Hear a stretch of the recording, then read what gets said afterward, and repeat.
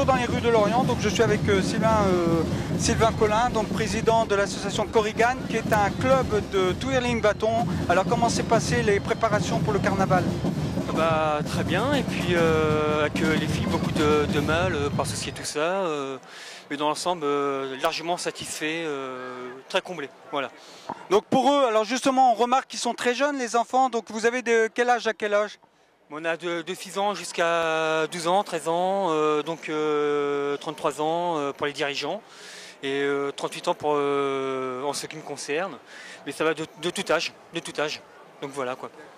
Donc maintenant je vous propose de voir le reportage sur justement le club des Korrigan, donc qui est un club de twirling bâton, une discipline qui gagne de plus en plus de l'ampleur en France. Sport de compétition ou activité de loisir dont la pratique en salle constitue un enrichissant mélange de techniques complémentaires et supplémentaires, le twirling est un sport artistique né aux États-Unis dans les années 30.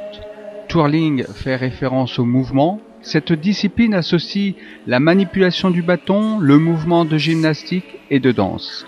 Pratiqué dès le plus jeune âge au travers du club lorientais reconnu, seul, à deux ou en équipe, le twirling apporte les éléments indispensables au développement total de l'enfant et de l'adolescent, en complément des autres systèmes sociaux.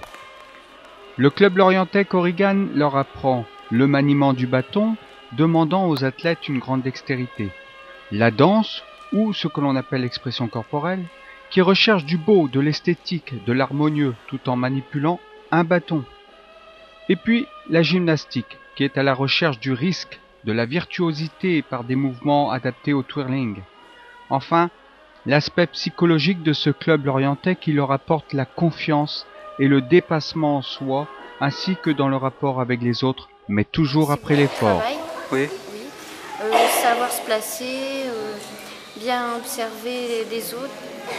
Déjà, il faut organiser les déplacements, les mouvements de danse, les pas aussi, et puis les mouvements de bâton aussi. D'accord. Lorient, ville maritime, mais elle est aussi classée 5e ville sportive, qui regroupe plusieurs disciplines. Et le twirling bâton en fait partie.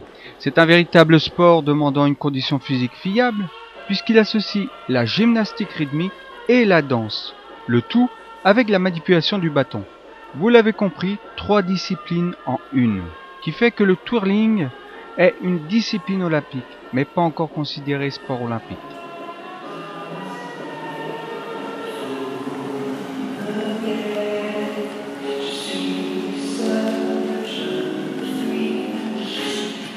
Le club lorientais, à l'occasion du Grand Carnaval, vont se produire.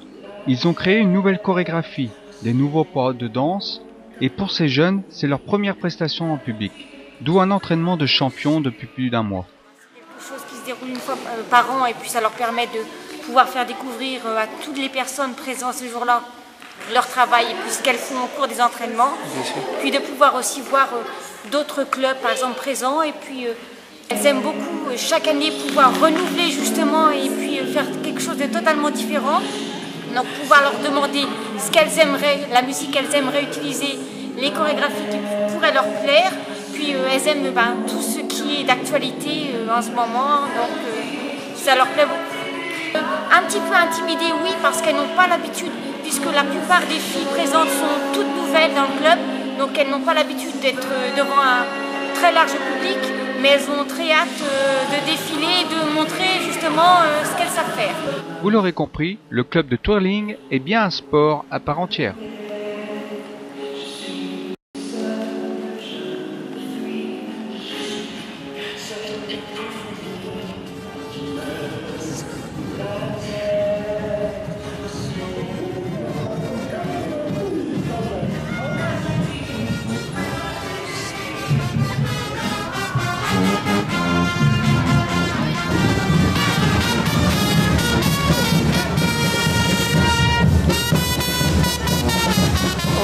Toujours dans les rues de Lorient, donc je suis avec l'Espérance musicale de Brandérion, Morbihan. Donc la préparation pour cette journée carnaval, comment ça s'est passé? Quelques jours, quelques entraînements avec Lorient, avec les majorettes de Lorient. On est venus chez eux, ils sont venus chez nous pour pouvoir s'entraîner un petit peu ensemble et faire des chorégraphies ensemble. Alors pour vous, ça Ça, comment dire, ça représente quoi d'être présent aujourd'hui au carnaval? Lorient, c'est une grande ville pour nous, la plus grande proche de chez nous, et c'est important d'y être pour animer tout ça. Alors là, on voit qu'il y a des enfants très jeunes. Ils ont de quel âge à quel âge? Alors, dans les majorettes, ça va de 6 ans à 16 ans, et dans la fanfare, de 8 ans à 70 ans. Donc alors, vous, à l'Espérance musicale de Brandérion, c'est quelle discipline exactement? C'est la majorette, c'est twirling bâton, c'est quoi? Nous, c'est de la majorette, donc on défile, on fait des prestations en public et on a la fanfare qui nous accompagne. Bien, bonne continuation, merci.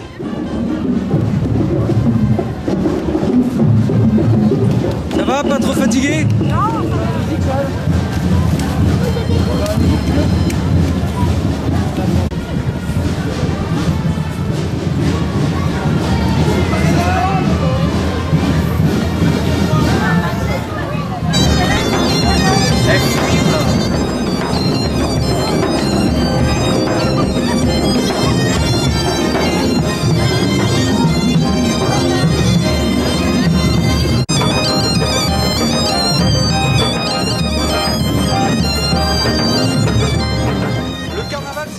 de transformer justement des chars, de transformer donc des tenues, de faire de la couture. Alors c'est aussi un projet qui rassemble des liens, qui tisse des liens autour de ce projet du carnaval. Donc je vous propose pour cela de voir le reportage que RTO a réalisé pour Téléclub Lorient.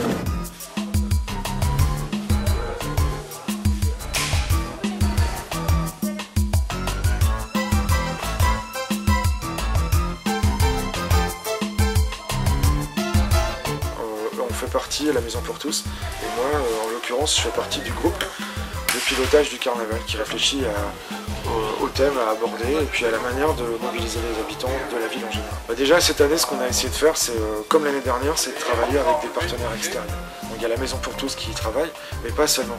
On travaille avec un accueil périscolaire, l'accueil périscolaire Pablo Picasso, avec des animateurs de la ville de Lorient qui y travaillent.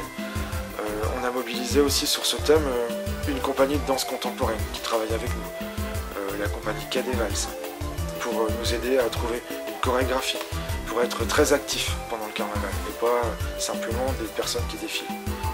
Pour concevoir nos costumes et faire avancer notre thème de carnaval. Celui qu'on a choisi nous, c'est une forme décalée de la mythologie grecque.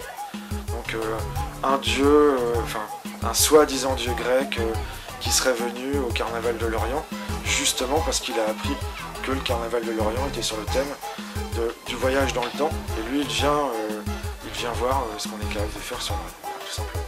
Et puis on s'appuie sur les compétences et les savoir-faire des habitants du quartier. Certains savent bricoler, d'autres savent coudre, d'autres savent encore faire autre chose, d'autres savent faire des bons gâteaux, préparer des bons thés. Enfin, vous voyez, c'est cette ambiance-là qu'on essaye de mettre en place. Les habitants qui participent au carnaval, ils participent de bon cœur, ils sont demandeurs, ils sont en attente d'y participer. Maintenant, ce qu'on sait, et tout le monde, tous les participants du carnaval, tous les animateurs et tous les gens qui essaient d'impulser cette dynamique du carnaval, savent que quand on dit carnaval, ça marche pas en claquant des doigts. Il n'y a pas tous les gens qui descendent de chez eux pour dire « youpi, on va faire carnaval ». Il faut qu'on aille les chercher. On passe par le biais des enfants inscrits au centre de loisirs pour mobiliser leurs parents. On passe par le biais d'autres activités de la Maison pour tous pour dire on commence carnaval bientôt, voilà le thème qu'on va aborder. Ou bien à Carvé, on a aussi le petit journal de Carvé, dans lequel on a la possibilité, quand on est habitant ou bien professionnel, d'écrire quelque chose pour faire savoir quel projet on va développer. Donc voilà, on attaque le carnaval sous tous les angles pour se faire savoir aux habitants qu'il va y avoir carnaval et pour faire savoir aux habitants qu'ils peuvent y participer et qu'on compte sur eux. Que le carnaval, en gros, ça se fait à la main. C'est avec les compétences de chacun. Et parfois, les compétences de chacun, c'est juste...